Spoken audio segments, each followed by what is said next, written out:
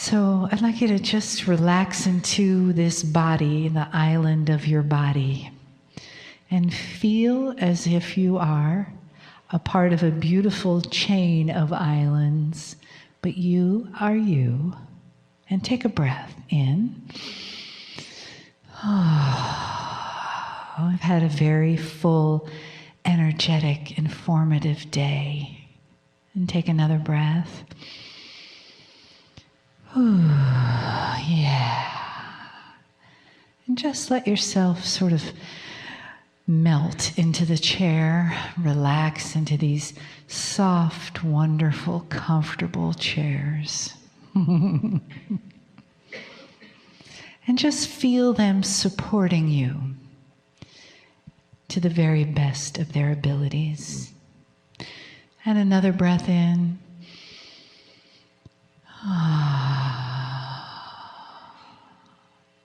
Feel your feet resting on our beautiful Mother Gaia. No matter how many layers of shoes and socks and carpets and concrete, underneath is Gaia, lovingly supporting us, carrying us every step, every day. And the big hug that comes around this beautiful planet from without our galaxy that says, dear humans, you are here. We love you. You're doing a great job. And welcome the energy, the loving energy, the informative energy of our beautiful guide, Kryon, as these words come to you that give us so many treasures and so many gifts. Greetings, dear ones. I am Kryon of Magnetic Service. The real message that I had for all of you was given this morning. But it has to do with the unknown, does it not? That there is a system that you have within yourselves which hides. A consciousness of the body that stands ready to assist you. Should you wish to start a process of what I would call not enlightenment, but of becoming bigger in what you know. Bigger in what you know. That pulls you forward and shows you things, it puts you in the right place if you listen. Now, this is hidden from you. As much is hidden from you. This particular channel this evening will not be an endurance event. In fact, it's a fun one, if you want to use that word for myself. Now, my partner doesn't know where we're going here. And if he did, he probably would not want to go there. Because it begs controversy within anyone who is listening, reading. But I've got to say the things that I've got to say. Here is the premise of tonight's teaching. Everything that you judge on this planet comes from the resource of what you know. And that then biases the result of the judgment. Every decision you make about what you find in history, every decision goes through a logic process, an intellectual process, one that is honored, perhaps even the scientific process, based upon only what you know. And that then brings you to conclusions that are often as wrong as they can be. There is no mysteriousness to this. It is absolutely agreed that this is the best you can do. How can you come to any other decisions based upon things that you might not know or be aware of?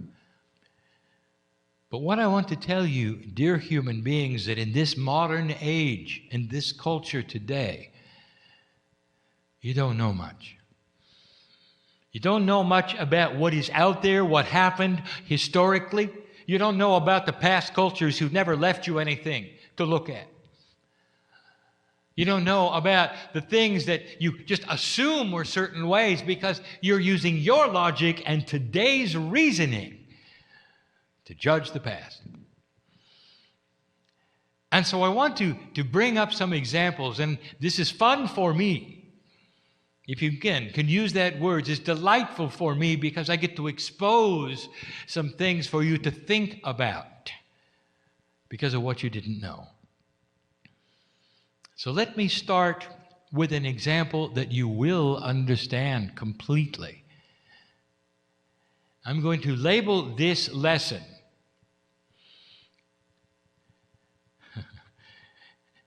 Ancient Energies Frozen in the Past. Ancient energies frozen in the past. Dear ones, cultures come and go. They learn certain kinds of things that are usurped by other cultures who can do it better. And the one culture will often drop the thing that the other culture doesn't need anymore. And in the process, hundreds of years will go by without the internet, nothing to look up, nothing to see, and these things are forgotten. Imagine for a moment you're a caveman. Imagine for a moment that as a caveman you come across a capsule from the future. And in that capsule, and my partner is giving me this now because he knows where this is going. In that capsule is a Sony Walkman. Now this is an audio cassette player. What does the caveman think of it? Has no idea. Absolutely no idea. Has no concept of what it might be. None.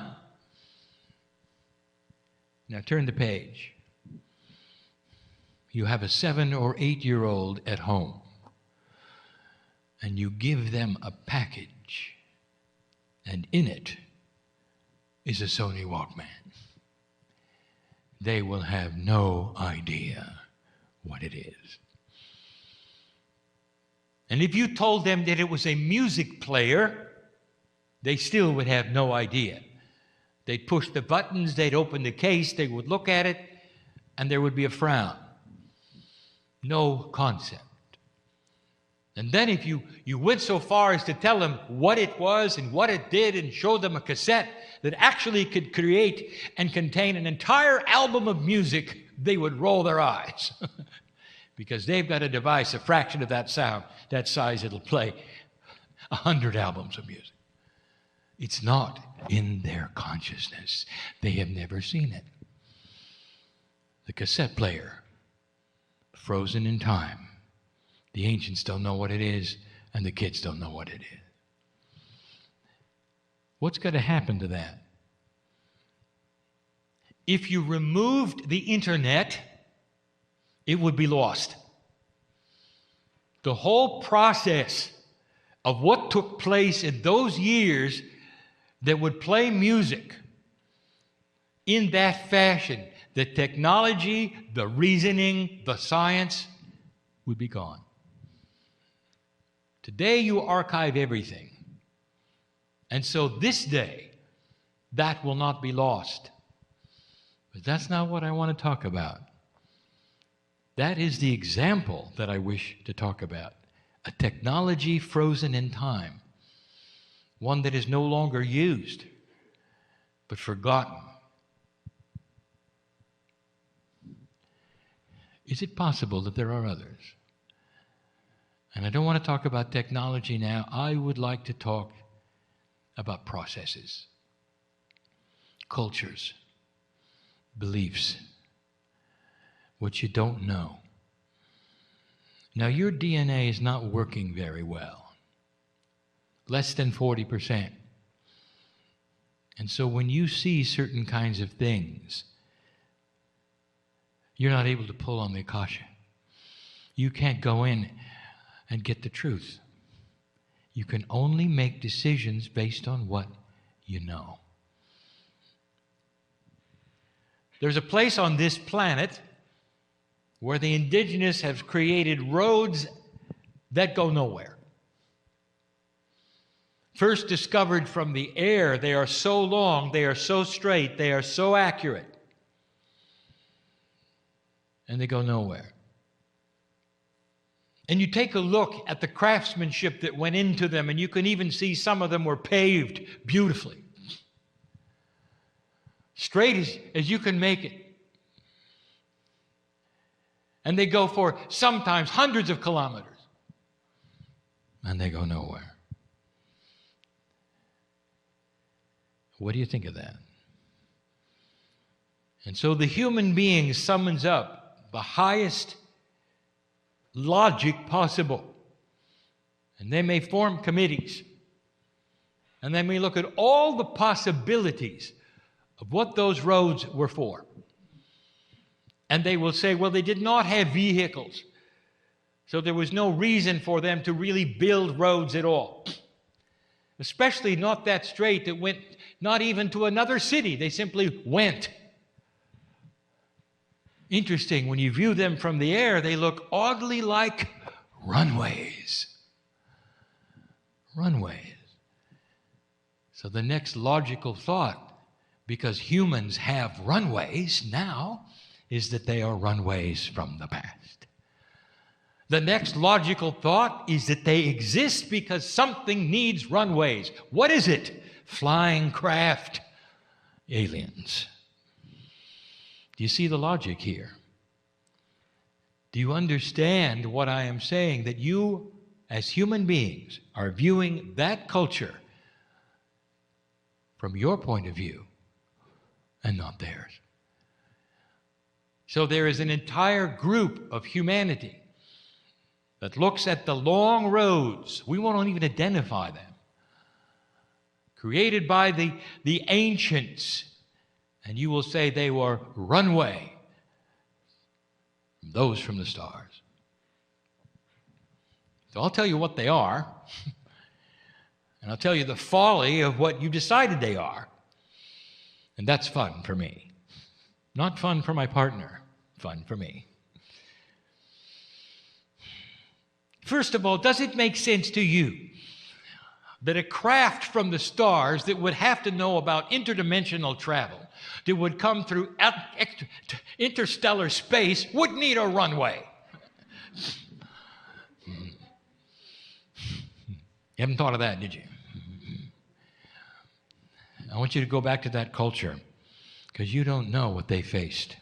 You don't know what they were doing. This is a place on earth right now that is barren. Nothing grows there, but that's not where it was when they were there. It was flourishing. But as the rain stopped, in their culture, their God told them to build a road. And they did. And they didn't question it. And the longer the road was, the higher the honor was to their God, who would then give them rain. And it never came. And they built, and they built, and they built. And they built it as perfect as they could. And the longer the road, the better chance they had of rain. And it never came. Little by little, they died out until the last one was gone, leaving only the road. That's the truth. Did you know that? Did you know about their God? Did you know about their culture? Did you know about their weather? Did you know any of the things? And the answer is no. Frozen in time, lost in history, never written down without an internet, leads you to only think about the things that you understand in your culture, because you have aircraft. They had to be runways. That's just one of so many things, dear ones. There is a reason why I'm giving you this, and you're going to see it in a moment. Geology is much the same. We've discussed this before. You base all of your geological suppositions, what you see in the canyons that are formed, on one premise, that time did these things. But you weren't there to watch it. And you base that upon what you see today. A very benevolent planet that doesn't have a lot of upheaval. A benevolent planet that just sits there.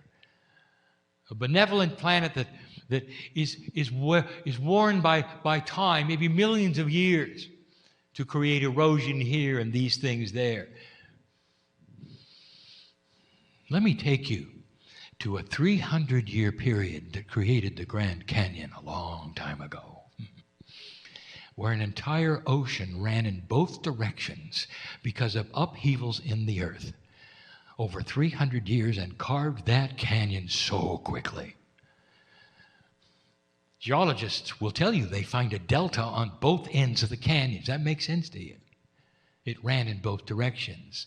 Ask them if they found seashells around there, and they'll say, yes, there was an ocean. Ran both directions, carved that canyon 300 years. I was there. You can only decide that based upon what you know, not what you don't know. And geologists don't know that. And they don't have that within them to even suppose it, because there's no evidence. Because the timing is not apparent yet. There will be some things that they will discover which will lead to this. You watch. Someday they will admit that the entire thing was short-lived and happened very quickly. You see what I'm saying? That knowledge was frozen in time. You don't have it. You didn't have pictures of it. You don't have that today because the earth is quiet instead of one that is dynamic. And so you suppose that all of it was done over millions of years of a little river that carved the whole thing. It didn't. The ancients created huge, enormous structures. They had blocks of granite that weighed tons, taken from quarries a long distance away, building monuments that would seem impossible today. And so you look at them and you say, it was impossible. They couldn't have done it. They didn't have the technology today. There's no way they could have built them without certain kinds of machines. And that is your decision. And so how do they do it? Well, again, they had to have help. They probably had levitation devices from outer space. Now I'm going to break a paradigm and tell you a truth, and you may not believe it. No, they didn't. The paradigm of your culture is everything has to be done quickly and efficiently. I'd like to tell you about their culture. Do you understand that they built monuments to kings who are not born yet? And you know how long they took? Lifetime. Do you know how many men were involved? Hundreds of thousands. Take this block of granite over there. It's fine. Take a couple of years and do it inch by inch. Pull it with sticks and ropes. We don't care how long it takes. Sometimes they were slaves. Oftentimes they were not. They were voluntarily there to help their king, the one who was in the womb of the queen. The one who would have a pyramid, perhaps, or another kind of a structure, perhaps, when he died. And they would give 2-3 weeks a year all over the country. By the thousands they came to pull the ropes, to grease the poles. And what they had that you don't realize was math, a lot of it.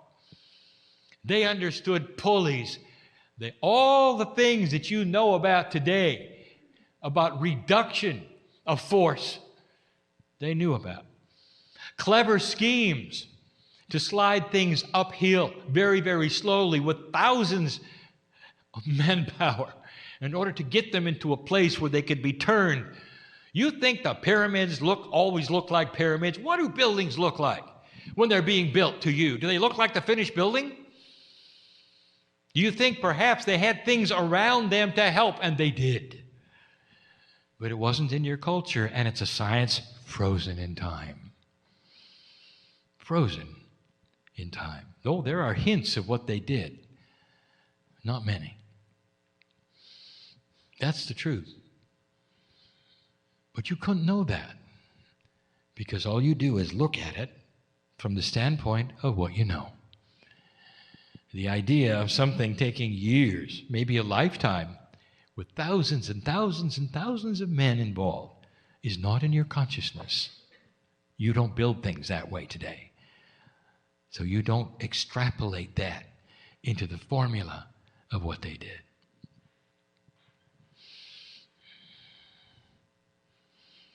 We told you that the Lemurians had temples of rejuvenation on the top of Hawaii. It was one mountain, lifted up by the bulge that took place. There were glaciers up there. That bulge was there for thousands of years. Even before the Lemurians got there, it was there. The mountain of Hawaii is the largest mountain on the planet, measured from the top to the bottom, even though the bottom is underwater. And most of it was exposed, pushed up by this bulge of the magma.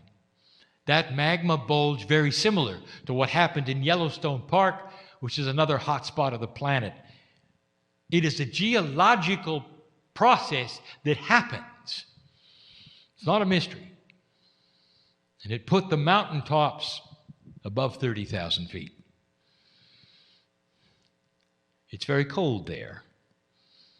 And for a very, very long time, it was cold there. When you have the temperatures of minus 50 centigrade, and you have them for many, many, many years, you have something extremely cold. Now, the Lemurians used that super cold technology without electricity, without the knowledge of anything except chemistry. You can extrapolate heat out of anything with certain kinds of chemistry, lost in time, frozen in time, no pun intended. They used super cold technology to create a quantum event on the top of the mountain, and that created the temples of rejuvenation, and they changed DNA with it. They were able to actually manipulate mass through super cold technology. You are just discovering it today.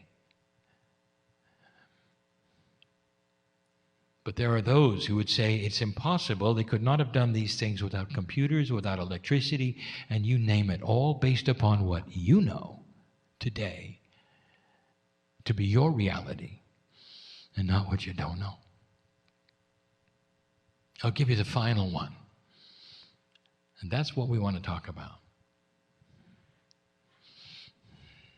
Dear human being, you think you know a lot about health, don't you? You got the most modern science, but there are things you don't know. Can you imagine being part of a health system that didn't know about germs? And then when that discovery took place, everything changed. Can you imagine what it might have been like on the battlefields, even with the best doctors, without the knowledge of germs? No matter what they did, the troops died. Because they didn't understand about sterilization and microbes or any of those things. Nothing. until they got that information, and then suddenly it all changed. So here's the premise of the day. Is it possible, dear human being, that you've lost something along the way?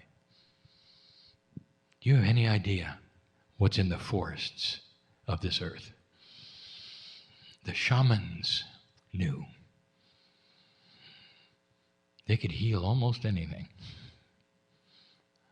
Gaia cooperates with certain kinds of energies, and the shamanic energies of the planet were very invested into knowing about what I will call the chemistry of the plants. Within the cooperation of the Gaia system are the cures for all diseases. Did you know that? And they were able to cure so many things right from the earth naturally. No side effects, no artificialness, no manufacturing. You've heard of this. They were seen as strange, and so they lived on the edge of the village. And everything they knew was lost. It was lost with modern ideas of God. It was lost when they would heal somebody and it wasn't understood, and so they became evil. Completely gone. Now, here you sit. It was frozen in time. And now everything you have is artificial. Almost. Now, here is the crux. My partner today did something I asked him to do. He spent time presenting to you what the new human being might look like. When you start to increase the percentage that DNA is operating at, you start to have the premise of children capturing the Akash, no longer having to learn to walk or to read. And they're doing it within a small amount of time, less than 2 years old, because they are remembering what they already knew. Now, this is new. So let us go to the next step, old soul. How many of you were shamans? Are you starting to understand this? Coming from the old soul group, in the next 2 generations of this planet will be a remembrance of frozen technology. You'll remember the chemistry that extracts heat. You'll remember the botany of survival. And it will come to you in pieces and parts, and there will be certain ones of you who will become famous for the discoveries that are simply remembering what used to be. The beginning of a revolution, not in medicine, but in the relationship to the forests, will start to occur. And these things will be pulled out of the remembrance of the shamanic energies and information that so many of you participated in. And the biggest difference of why you're remembering it now and not later is because now it's safe. And 3 years ago it wasn't. And that is the difference between then and now. I give you these examples today of some of the foolishness that you see, of the predisposed decisions based upon only what you know instead of what you remember from the past. And that is going to change. The higher the DNA starts to work, the more remembering will take place. And the remembering is going to happen from one specific group, the shamanic group, the old souls, the ones who would sit in a room like this all day long, listening to a talking head on a beautiful day. Why are you here? Why are you here? Because you want to know more, don't you? Can't you feel it? Can't you feel it? It's in there. You know it is. I want you to drop into the core and begin to develop the intuition that you have. Dear ones, the old souls, not the ones who are yet to be born, but the ones who are here, are going to find these things, are going to present these things, remember these things, start to use these things. And it's not going to be opposed. Did you hear me? It is not going to be opposed. There'll be too many of you. It's going to be received very well. It's going to help heal the planet. That's a good message. There is a place for chemistry, for elegant chemistry. There's a place for the elegance of natural solutions. It all can be used together in balance. We always told you that. One will not usurp the other. But it's time to remember how to heal yourself from Gaia, with Gaia, through Gaia. Now you know why it's part of the 9 attributes of the human being. And that is the message for today. One that may be remembered by many, studied by a few. I am Kryon in love with humanity. I know what's coming. I've seen it before. Don't let the attributes you see around you fool you into believing things are not getting better. I told you that the old energy will fight back. There are so many humans who want to draw it back to the way it was, dear ones. They will not succeed. And so it is.